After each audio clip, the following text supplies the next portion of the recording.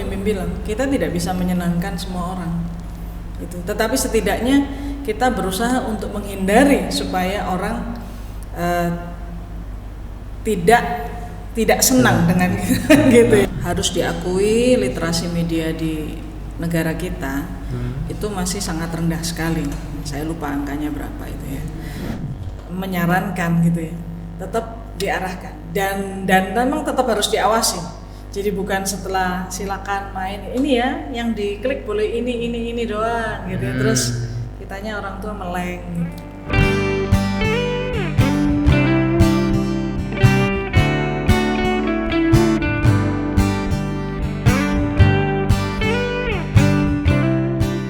Iya Bu, benar Bu. Terkait itu juga ini mungkin saya sambil cerita gitu ya. Orang-orang di balik sosial media itu kan mungkin beraninya cuma di situ saja. Ini saya sambil cerita, jadi saya pernah misalnya berdebat di sosial media. Ini memang sedikit bisa dibilang kurang bijak juga gitu, tapi mungkin ya karena masih awal-awal gitu dan tertarik, topiknya sungguh menarik buat saya, jadi saya sangat nggak tahan lagi untuk berbicara gitu, menyampaikan pendapat. Terus kemudian ketika sudah menyampaikan pendapat, akhirnya sudah kalau bahasanya sekarang eyel-eyelan gitu kan, terus habis itu kok nggak selesai gitu, terus habis itu sudah saya biarkan. Kemudian beberapa waktu kemudian saya melihat lagi ada diskusi yang serupa, bukan topik yang serupa tapi model diskusinya sama gitu, ada perdebatan seperti itu. Terus kemudian kok seperti ini gitu, sampai akhirnya ada suatu akun seseorang gitu memposting gini, berdebat di sosial media itu nggak ada untungnya, nggak ada hasilnya. Kita nggak tahu orang itu akan benar-benar ngeh atau malah ya wes, kita nggak tahu perubahannya respon dia sebenarnya seperti apa gitu. Jadi itu mungkin juga ya Bu, salah satunya ya di balik sosial media gitu nggak ya berani seperti itu, entah merasa bersalah atau enggaknya kita juga nggak tahu. Dan bisa dibilang juga tadi kalau katanya Bu Ani, orang dulu mungkin ya bisa langsung ngomong secara langsung gitu, lebih berani daripada yang sekarang gitu. Tapi kalau yang sekarang ini kan di sosial media itu kan akhirnya terus Bu kelihatan gitu, kita dibaca lagi kelihatan, ingat lagi. Tapi kalau yang dulu ya wis sekali aja, walaupun mungkin kadang diingatnya mungkin hal-hal yang ya semu gitu lah, maksudnya nggak terlihat seperti tulisan seperti itu. Oke. Dan sekarang kan ada fitur juga untuk ini ya, pelaporan hate speech dan sebagainya, harusnya itu juga bisa dilaporkan atau ya di blog misalnya gitu ya. Cuman menurut saya sudahlah, kita hidup di dunia itu nggak bisa segala sesuatunya berjalan seperti yang kita harapkan gitu. Jadi saya kalau lagi menghibur diri jujur aja ya sudahlah, hidup di dunia itu nggak selalu seperti yang kita harapkan. Kadang-kadang pasti kita juga akan menerima hal yang kurang menyenangkan. Iya Bu, berkaitan dengan itu juga ini dan ketika kita memposting sesuatu, ya mungkin postingan kita malah kita nggak bisa menyenangkan semua orang dengan postingan kita. Betul. Ya, orang kita jalan aja bisa salah, ya kita napas aja bisa salah. Kalau orang itu sudah, apalagi katakanlah gini ya, kalau kita bicara tentang dunia hitam dan putih, like and dislike gitu ya. Kalau kita udah orang nggak suka sama kita napas aja salah. Jadi kan susah kalau misalnya kita mau ngikutin itu semua. Iya benar. Ya, jadi ya memang betul Mas Bimbing bilang, kita tidak bisa menyenangkan semua orang. Itu. Tetapi setidaknya kita berusaha untuk menghindari supaya orang tidak senang dengan gitu ya. Cuman menghindari aja sih. Iya. Gitu Mas Bimbing. Terus Bu, kalau ini mungkin dari sisi orang tua tadi ya, balik lagi kan, kalau sebenarnya dari sisi waktu mungkin ya membatasi supaya mungkin nggak kecanduan, tapi sebenarnya dari kita yang mungkin orang dewasa mempersiapkan, kalau dari saya sih mungkin adik saya sebenarnya sih sudah akan beranjak dewasa sebenarnya, sudah cukup mengerti juga bersosial media. Tapi mungkin bagi yang remaja-remaja gitu, apa sih yang bisa kita persiapkan untuk mereka bisa nantinya akan, ya sebenarnya kan ada batasan umur juga sebenarnya, tetapi mungkin ada beberapa yang sudah masuk, tapi mungkin bisa nggak sih kita mempersiapkan bagi mereka untuk bersosial media seperti itu? Ya, salah satu jawabannya media literasi semestinya Mas ya. Hmm. Jadi harus diakui literasi media di negara kita itu masih sangat rendah sekali. Saya lupa angkanya berapa itu ya. Karena apa? Karena kita ini mengalami percepatan dalam teknologi komunikasi yang sangat luar biasa. Ya. Nah, percepatan itu tidak diimbangi oleh kesiapan mental. Contoh yang paling gampang adalah kenapa sih bangsa kita ini habit membacanya nggak ada. Nah, balik lagi gitu ya. Karena sebelum bangsa kita ini betul-betul mapan, dewasa dan memiliki habit membaca, kita udah kemasukan media elektronik, radio dan kemudian televisi. Nah, di bangsa kita ini budaya lisan itu memang jauh lebih disukai dibandingkan budaya tulisan. Ya, kalau mau jujur saja, Mas Bim mungkin juga main games di online gitu ya. Kalau misalnya ada cerita di skip nggak kira-kira? Di skip kan? Iya benar. Ya, padahal itu budaya tulisan kan, maksudnya kan itu juga kadang-kadang menunjukkan kunci-kunci di mana kita bisa memenangkan tahap itu misalnya gitu. Tapi seringkali kita skip karena kita malas. Atau kita beli barang baru, barang elektronik baru, kamera-kamera di sini misalnya. Berapa banyak sih yang benar-benar baca manualnya? Oh iya benar Ya, sekali. jadi budaya kalau yang paling enak gini, saya punya handphone nih ya gitu ya. Ada manual booknya, ada kan ya. Tapi daripada saya pusing, saya tanya ke Mas Bim, kalau saya pakai merek ini gimana sih pakainya gitu ya. Benar sekali. Nah, iya. jadi media literasi kita tuh nggak, apalagi setelah kemudian internet masuk. Internet masuk ke Indonesia ini semestinya memang awalnya agak lambat gitu ya, sekitar 10 tahun itu masih hanya dipergunakan oleh perusahaan-perusahaan besar, kantor-kantor pemerintah dan sebagainya. Tetapi tidak terbendung lagi ketika masuk di pertengahan 90-an, PC itu masuk ke rumah semua. Semua orang rata-rata punya internet, punya komputer ya. Dan di awal tahun 2000-an internet begitu merajalela, ya itu sudah tidak terbendung lagi. Dulu awalnya orang masih ke warnet, masih bisa dibatasi itu Mas. Saya main ke warnet 2-3 jam.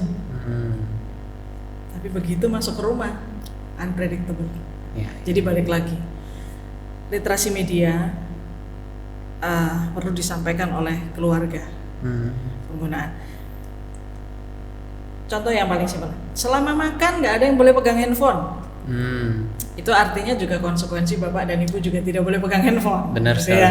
Kadang-kadang anak nggak boleh pegang handphone, bapaknya sambil susah juga ya. Nah, terus kemudian di sekolah-sekolah, saya pikir juga para guru punya sebuah tanggung jawab moral besar untuk bisa memberitahu kepada para siswanya, gitu ya. Saya pernah tahu ada beberapa sekolah itu katanya kalau di jam sekolah handphone bukan disita tapi disimpan di locker. Nanti ketika istirahat atau pulang boleh diambil lagi karena kepentingannya nanti misalnya dijemput orang tua dan sebagainya. Nah, jadi ini ya literasi media. Nah, di kampus kami juga sudah mulai menjalin kerjasama dengan beberapa sekolah untuk menjalankan ini proses literasi media untuk mengingatkan kepada adik-adik gitu ya, SMP maupun SMA gimana sih penggunaan media sosial bagi kalian dan sebagainya. Iya, mungkin bisa sedikit dijabarkan sebenarnya Bu. Literasi media itu seperti apa misalnya? Tadi kan pembatasan sebenarnya. Ya salah satunya itu ya semestinya Mas ya. Terus kemudian penggunaannya sendiri. Ini bisa dipakai untuk apa? Positifnya itu seperti apa? Nanti negatifnya kayak apa sih kalau kamu tadi di awal kita bicara tentang kecanduan katakan begitu ya. Nah, ini negatifnya apa? Dampaknya ke depan kamu seperti apa? Nah, jadi kalau kamu mau menggunakan media ini paling aman sekitar berapa lama gitu ya. Kalau dulu di penelitian terdahulu misalnya ya tahun 60-an orang mulai pakai televisi, Gardner itu punya penelitian. Saya menggunakan televisi lebih dari 4 jam itu sudah disebut sebagai heavy viewer gitu ya. Kecanduan itu sudah. Benar. Nah, tetapi ketika kita sekarang di media sosial lewat dari sekarang ini kalau nggak salah, saya mohon maaf untuk data ya. Jadi berapa jam gitu sudah dianggap sebagai kecanduan, dan rata-rata orang Indonesia ini lebih dari 4 jam setiap hari penggunaannya media sosial ya. Iya. Gitu. Oke. Berarti sebenarnya dari media literasi media ya Bu ya, sebenarnya mirip seperti mungkin saya boleh nggak menerjemahkan edukasi media mungkin? Iya, bisa ya. Oke. Oh iya, itu mungkin bisa disebarkan di banyak tempat juga ya Bu ya sebenarnya ya. Termasuk di gereja. Oh iya, termasuk di gereja benar. Iya, jadi kan ini ya, kalau teman-teman di gereja juga ada sekolah minggu misalnya gitu ya, atau ya katakanlah gini kasarannya ibadah minggu, terus kemudian ada adik kecil yang enggan masuk sekolah minggu karena nggak ditemenin mamanya, atau mamanya kepengen lagi dengerin khotbahnya Pak Pendeta gitu ya. Kemudian dia rewel, udah main aja diem. Ini semestinya sudah salah satu hal yang menghancurkan literasi media itu ya, karena dia disuruh main HP gitu, bukan ini dengerin dulu ini khotbah Pak Pendeta, atau mama temenin kamu ke sekolah minggu, atau yuk mama anterin, nanti di sana ada kakak siapa dan sebagainya.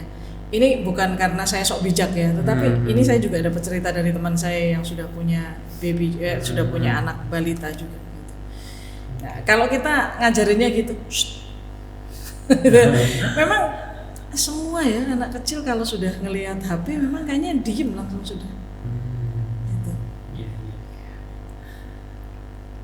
Nah itu Bu juga, itu kan dari kita mungkin yang sedang digerakkan gitu ya, itu adalah literasi media, terus juga saya juga menafsirkannya sebagai mungkin edukasi media itu ya. Nah tapi mungkin ketika mungkin sudah sampai di usianya, mungkin kita tuh juga pengen sebenarnya, kadang kan kita sudah bilang hal ini seperti ini, tapi mungkin ada hal-hal yang di luar dari itu, misalnya ada konten-konten yang semestinya tidak ingin dilihat tapi kemudian bikin penasaran, atau mungkin kalau anak-anak sudah terlanjur gitu, bisa nggak ya kita memberikan setting atau filter yang seperti apa gitu untuk ya sudah terlanjur dengan media sosialnya gitu.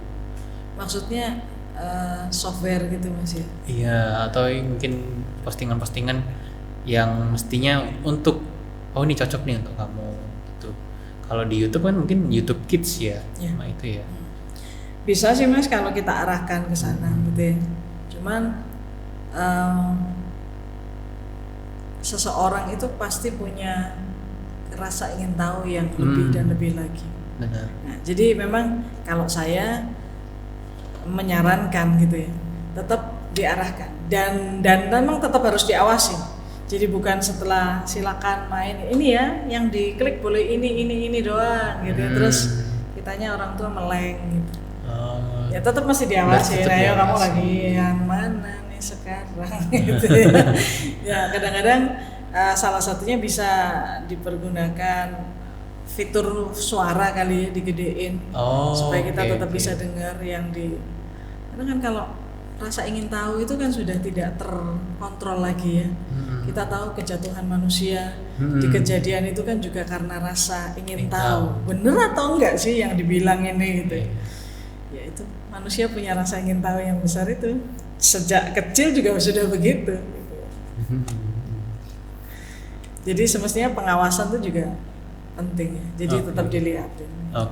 Berarti selain dari kita bisa bikin settingnya untuk filternya itu juga, dan kita juga mengawasi. Harus mengawasi gitu. Enggak lepas tangan kemudian sudah nih biarkan filter atau algoritma yang bekerja gitu. Mohon maaf nih. Sebagai contoh aja ya. Kalau Mas Bimbim dan teman-teman yang lain tahu, beberapa hari yang lalu ada berita seorang suami membunuh istrinya karena selalu main media sosial. Nah, ini hal-hal yang menurut saya sangat mungkin bisa kita katakan berlebihan gitu ya.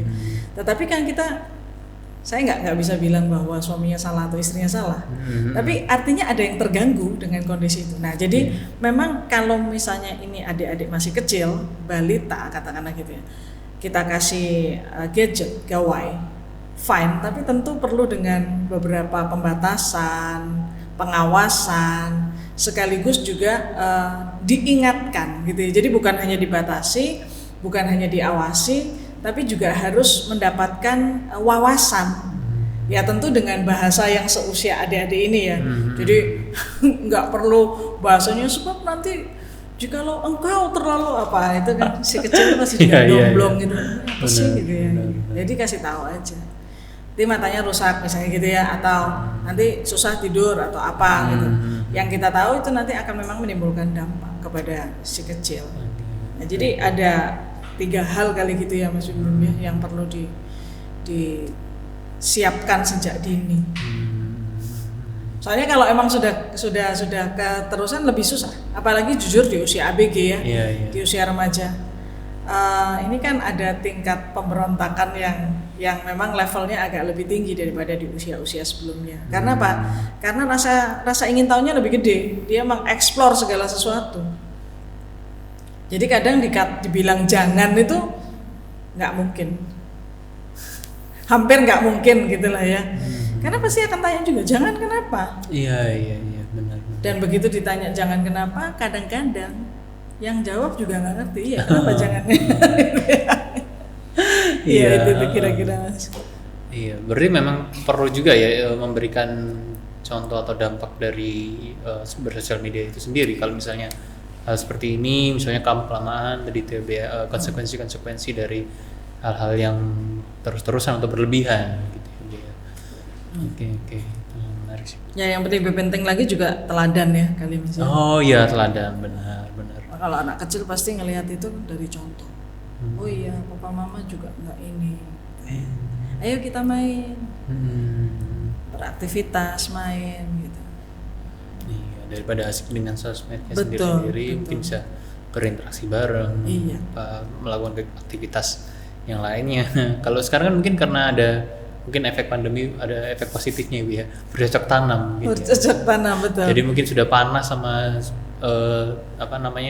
layar gitu kan, sama cahaya gitu kan, jadi bisa dengan bercocok tanam. Tapi sebenarnya bisa diteruskan ya, tanpa harus ya dampak baiknya itu tadi, itu mungkin triggernya untuk tetap beraktivitas gitu. Benar, jadi kan semestinya balik lagi ya konten gitu ya.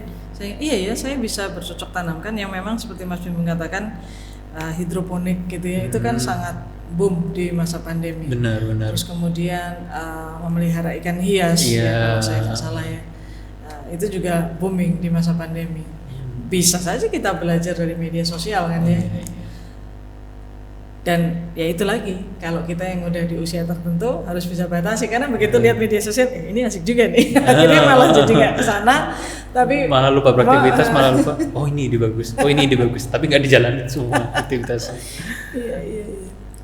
Iya Bu. Terus ini Bu, mungkin dari sisinya orang Kristen gitu ya, kalau kita sudah banyak melihat sebenarnya banyak akun-akun yang memposting hal-hal rohani gitu ya, entah mungkin dari firman-firman sendiri, ayat-ayat Alkitab, atau mungkin beberapa rohaniawan men-sharekan istilahnya nasihat rohaninya gitu. Nah, mungkin dari sisi kita sendiri yang sebagai orang yang bukan rohani ya, tapi yang biasa saja, orang Kristen pada umumnya, kita bisa berbuat atau bersikap atau membuat seperti apa gitu,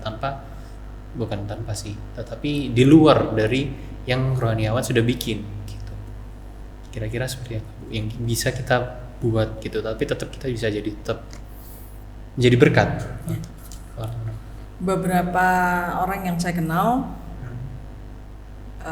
kadang-kadang bikin quote yang bagus, terus atau kutip ayat, lalu kemudian didesain yang bagus, dikasih musik gitu ya, dipasang di kontennya, ya itu kalau dari konteks yang alkitabiah gitu ya. Atau apa itu istilahnya? menyanyikan gitu ya, nyanyi gitu ya. Apa sih itu ya? Remix or something. Oh, remix. Ya, Oke.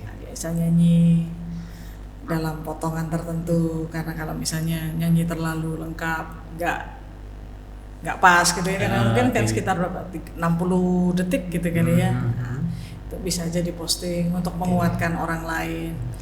Ya saya pikir itu positif sih, ada bagusnya yang bisa kita lakukan ya. Lalu kemudian ada beberapa teman itu yang juga kemudian jadi motivator gitu. Ya, jadi dia mengingatkan teman-teman, kita tuh nggak perlu baper misalnya gitu ya, atau teman-teman posesif itu kayak apa sih gitu. Saya juga sempat nonton sih gitu ya. Ya bisa jadi motivator dengan video atau dengan kata-kata, ya, bisa dengan lagu misalnya. Ya banyak sih Mas, semestinya konten-konten positif yang bisa kita lakukan untuk mengingatkan orang lain supaya tetap katakanlah dekat dengan Tuhan gitu ya. Kita juga bisa izin ke pendeta atau rohaniawan gitu ya. Pak, tadi quote-nya bagus. Tadi pas saya video, boleh nggak saya share lewat Instagram saya misalnya gitu. Yang kalau selama yang bersangkutan tidak keberatan, monggo. Saya sendiri sering dikirimin orang tiap hari. Ada beberapa pendeta itu yang tiap hari kirim saya ayat, Mas. Tapi saya nggak marah, saya seneng gitu ya, karena seperti diingatkan gitu. Kadang kalau menurut saya ini juga kena di saya gitu. Kadang saya share juga ke beberapa grup gitu. Sempat sih dulu terpikir saya juga pengen sharing ayat gitu ya, tapi kok kayaknya enggak ya. Kayaknya bukan bagian saya gitu ya. Jadi saya pusing juga mau bikin konten apa gitu. Tapi ada teman-teman yang ajak gitu ya, Pak Pendeta, terus beberapa kirim saya YouTube dia nyanyi, YouTube dia podcast seperti begini terus kemudian YouTube pas dia khotbah. Ya gitu deh Mas, kalau dalam konteks kekristenan semestinya kita juga bisa melakukan yang banyak hal gitu ya. Dan kalau seandainya obrolan kita ini misalnya dianggap bermanfaat, nah mungkin bisa di-sharingkan juga ke orang lain, bisa di-sharingkan ke saya. Nanti mungkin saya sharingkan akun saya. Itu hal yang sedang dipikirkan. Ya jadi di awal tadi saya sudah sampaikan, medsos itu positifnya banyak, tapi negatifnya juga pasti ada. Jadi dalam kehidupan tuh ya, semua alat itu pasti seperti pisau, punya dua sisi, punya dua jadi pisaunya tinggal diarahkan kemana gitu. Oke. Nah, itu berkaitan dengan tadi ya Bu ya. Mungkin dari temannya Bu Fani ada yang motivator gitu ya. Nah, ini sih mungkin yang juga bisa dilakukan tuh dari beberapa itu kan kita juga bisa komentar sebenarnya. Ada beberapa postingan mungkin kita bisa komentar dengan menguatkan gitu ya. Jadi dengan jangan nasihat-nasihat yang bisa membangun juga sebenarnya gitu sih. Iya itu baru terpikirkan sih sebenarnya. Itu sih beberapa pertanyaan dari kami juga. Nah mungkin dari Bu Fani ingin memberikan satu konklusi gitu ya, kesimpulan dari ini, terus mungkin ada atau mungkin lebih tepatnya ini ya Bu ya, pesan-pesan dari hasil diskusi kita atau mungkin bagi audiens kita, itu aja Bu. Iya. Mikir ya. Mungkin saya rangkum dikit kali ya. Jadi media sosial itu punya dua mata sisi, ada positif, ada negatif, dan mungkin sebaiknya kita juga bisa melihat sisi positif dari media sosial, baik yang kita pergunakan maupun yang kita konsumsi, dan sebaliknya kita juga bisa melihat sisi negatif dari media sosial yang kita pergunakan maupun yang kita konsumsi. Nah, dari hal yang positif maupun negatif itu kita perlu memupuk atau kita perlu mendidik diri kita sendiri ya. Bagaimana kita akan memperlakukan akun media sosial kita, karena semestinya akun media sosial kita tuh hanyalah alat gitu. Dan kitalah manusia yang harus mengatur, bukan kita yang diatur oleh media sosial. Dengan demikian ketika kita bisa mengatur media sosial kita, maka seharusnya apapun yang akan menjadi konten di dalam media sosial kita itu bisa menjadi berkat bagi orang lain. Karena sesungguhnya kehadiran kita di bumi ini adalah diberkati untuk menjadi berkat bagi orang lain. Begitu saja Mas Bumi. Oke. Terima kasih Bu Fani. Ya. Terima kasih juga Mas Bumi untuk kesempatannya. Thank you kawan-kawan semuanya. Ya. Demikian podcast Elroy pada kali ini. Terima kasih sudah menonton dan jangan lupa berikan like, komen dan jangan lupa subscribe di YouTube channel kami. Oke. Terima kasih. Tuhan Yesus memberkati.